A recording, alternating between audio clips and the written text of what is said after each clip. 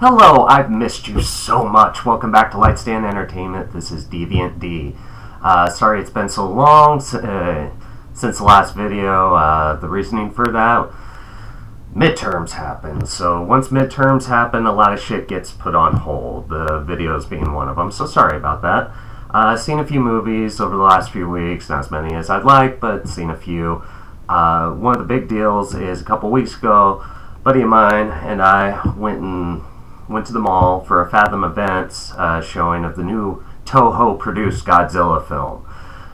For you, those of you keeping track at home, this is number 29 for the TOHO series, which started all the way back in the 50s with the original Godzilla.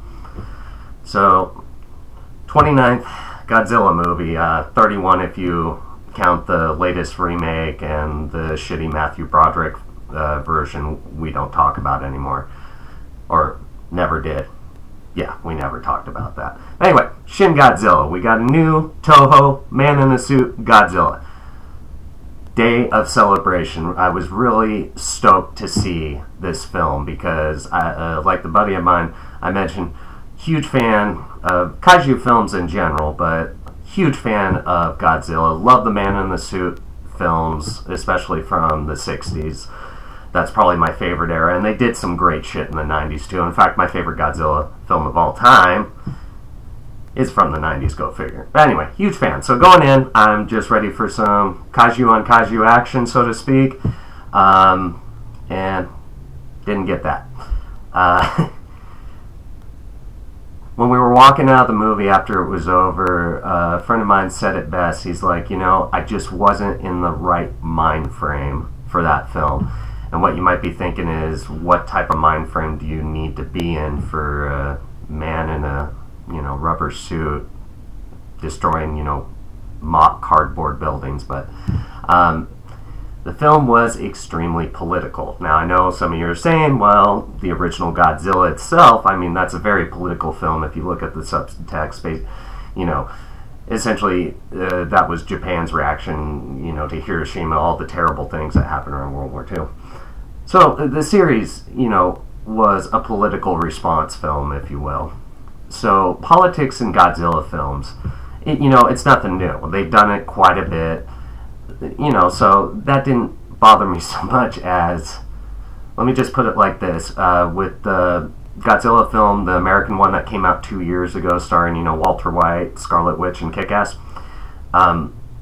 many people, well, I'll say the people that didn't like that film, one of their main complaints was, you only fucking saw Godzilla. I think somebody, actually timed out how much you actually see Godzilla in the latest Godzilla film, and I think it's like 9 or 10 minutes. I could be wrong, but I think it's about that.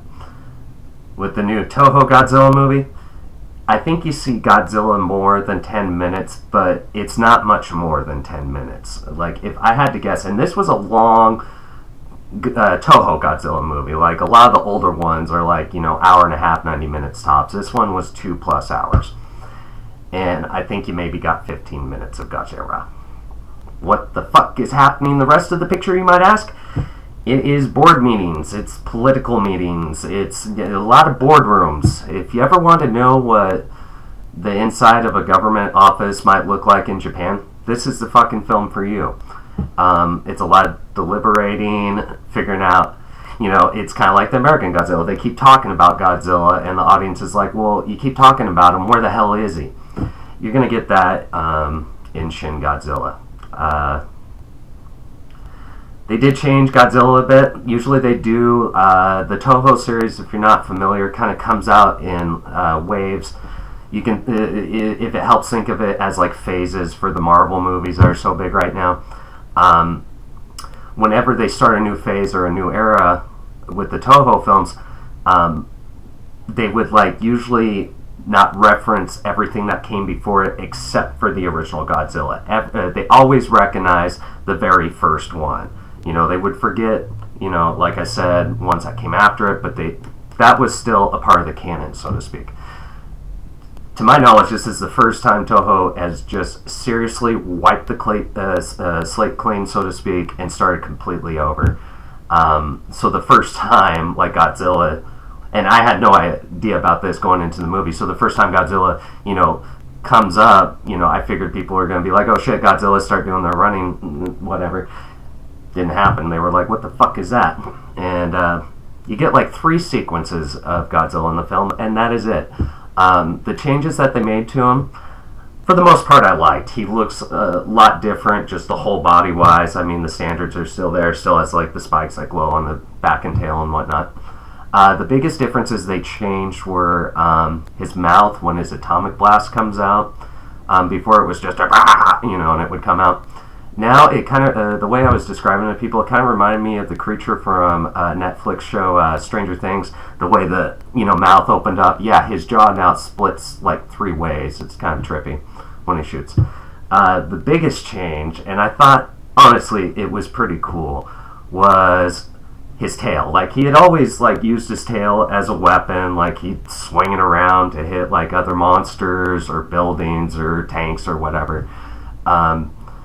Now his tail has the ability to shoot the atomic blast, the same blast that comes out of his mouth. So there was this one really cool shot where, of course, there's a lot of helicopters going up on Godzilla, and it's this wide shot where he's obviously, you know, shooting him with the atomic blast out of his mouth, but it's also coming out of his tail, and his tail's just swinging around. So it's like, it's really cool image.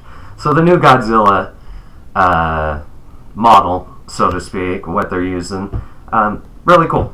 Really dug the new look of Godzilla. For the movie itself, it's not for everybody. Even me, a diehard Godzilla fan, I was just like, meh, walking out of the theater, meh.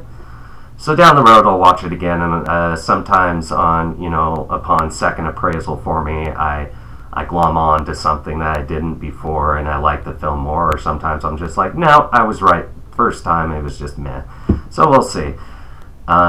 Check it out if you're a Godzilla fan. If you're a Godzilla fan, like true Godzilla fan, you know who you are.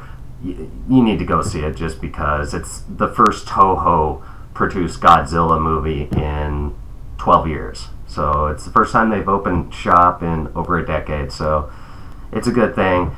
Hopefully we'll get a bit more action the next time around. Like, I have no problem with a political story, that's fine, but at the end of the day, this is a Godzilla film, alright? So he needs to fight something or blow more shit up. That just needs to be the part of it. Like I said, I told people, this is kind of a dated reference, but I was like, it was, Shin Godzilla was kind of like the West Wing version of a Godzilla film. It really was. But it was alright, you know, the humor was still there and whatnot, and even though they're using more special effects now, Toho is with their Godzilla films, there are still shots you can tell of the man in the suit, and that's enough to make me happy and still be a part of the, you know, a fan of this franchise. Once again, they didn't knock it out of the park. If anything, it makes me more excited for the next Toho Godzilla movie. Maybe throw in like some classic monsters, throw in some new ones. Anything, just give us something in that realm. Anyway, sorry it's been a while. This is Deviant D. Thanks for checking us out. We'll see you next time.